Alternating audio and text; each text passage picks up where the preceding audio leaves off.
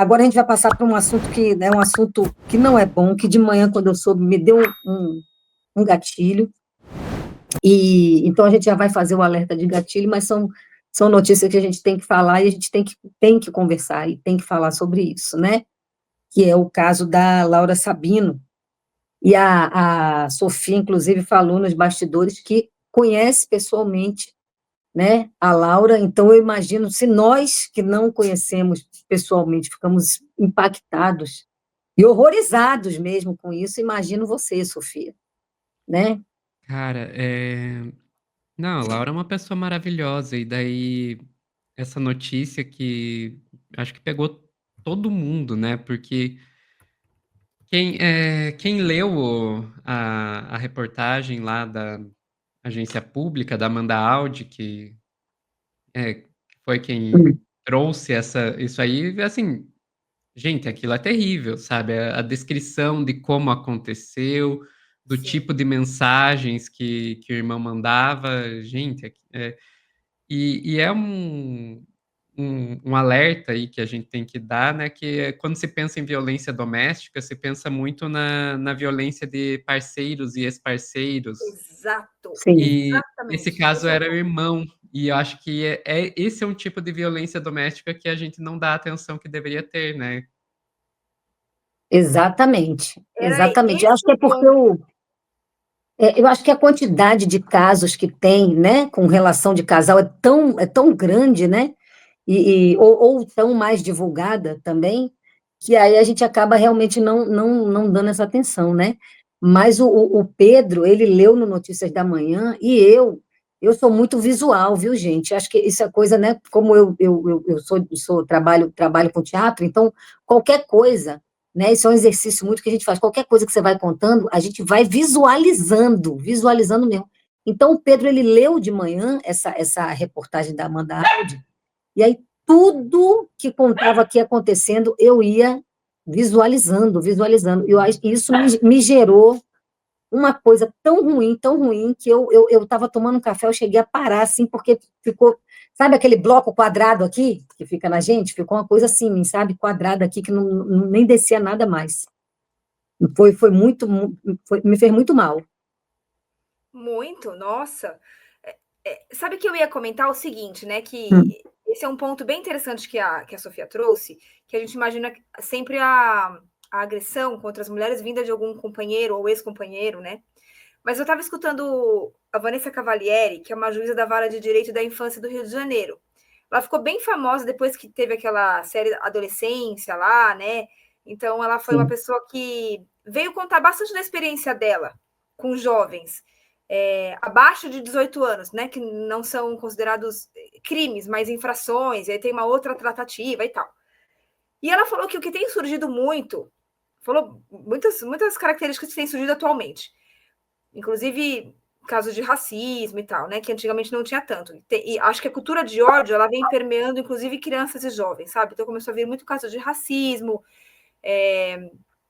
misoginia e tal. E ela falou que uma das coisas que tem aparecido bastante é agressão de filhos contra mães e vós e de irmãos contra irmãs. Sempre contra mulheres. Vejam. Mas isso está se tornando cada vez mais comum. Filhos contra mães e avós e irmãos contra irmãs. E aí acontece esse caso super emblemático, midiático até, né? Que toma essa proporção. Que bom, porque a gente também começa a olhar mais para isso. E me chama a atenção também Lei Maria da Penha, porque ela já tinha várias denúncias, um monte Uhum. de denúncias lá, né? E aí, o quanto a lei de fato consegue proteger é muito difícil, muito difícil. Então, às vezes, dá uma impressão de que as mulheres estão, de fato, indefesas, Desamparadas. desamparadas. Exatamente. E é uma coisa que, assim, é horrível dizer isso, mas qualquer notícia que você vai ver de feminicídio, pode procurar que vai ter em algum lugar na notícia, porque já tinham sido registrados tantos BOs, Uhum. já tinha medida protetiva, já tinham sido feitas tantas denúncias. Sempre é assim. E daí é muito interessante que quando você vai ver essas comunidades, Migtol, Red Pill, etc., eles sempre colocam, não, porque as mulheres fazem denúncias falsas e destroem as vidas dos homens, não sei o quê. Mas, gente, como? Como que você vai me dizer isso, sendo que o que acontece é justamente o contrário? Fazem Os dezenas de índices mostram denúncias, isso. várias denúncias e não dá em nada, e acaba sendo assassinada do mesmo jeito. Sim. Nesse caso, ela sobreviveu, graças a Deus. Mas assim, o quanto essa menina vai ter que lidar com esse trauma? Porque esse cara desferiu os golpes, depois ainda jogou álcool gel para incendiar. É uma violência, assim, que para essa mulher se restabelecer internamente é muito tempo, sabe? E medo, e isso, enfim, né? Também se desdobrando em outras relações, medo de confiar em homens. É muito complicado, isso estraga a vida da pessoa, sabe? Então, a gente tá sacando o quanto a gente não tem essa defesa dentro das nossas, essa proteção dentro das nossas casas e muito menos da lei, muito menos das instituições de competência, né? Que deveriam nos proteger, mas que são muito falhas nesse sentido. Gente, e vamos combinar, né? Quem tem. Eu falei assim, gente, quem tem um irmão desse não precisa de inimigo, pelo amor de Deus. Inimigo Né? tá em casa, Não, tá na família. ele está preso, pelo menos, né? Isso já dá uma tranquilidade em relação à segurança dela. Você acha que ele pode ser solto, Sofia?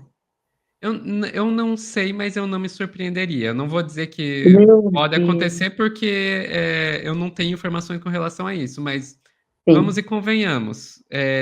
Não seria uma novidade você ver um caso desse tipo. Sim. De você ver o cara, ok, passa por uma prisão preventiva e depois sai e que, pelo amor, que isso não Gente, aconteça, mas aí mas a vida que dela. volta a ter casos de violência. Isso também não é novidade quando você começa a ver casos de feminicídio. É porque a vida dela fica em risco se esse Sim, menino vai para a claro. rua. Entendeu? O meu alívio foi justamente que ele está preso, então ela, né? Porque assim, né? Quando foi o Pedro foi lendo, então muita coisa eu ia visualizando e ia me fazendo mal. E uma das coisas que me deixou péssima, porque tem um relato, né, na reportagem da Amanda Audi, tem todo o relato, né, gente? Quem não leu, viu, gente? Inclusive, o Pedro repostou, óbvio, dando os devidos créditos, mas ele colocou a reportagem lá no site da Folha também, tá? Então, quem quiser ler, lá no site da Folha tem completo, porque ela está a Laura, ela está descrevendo tudo como é que foi, né?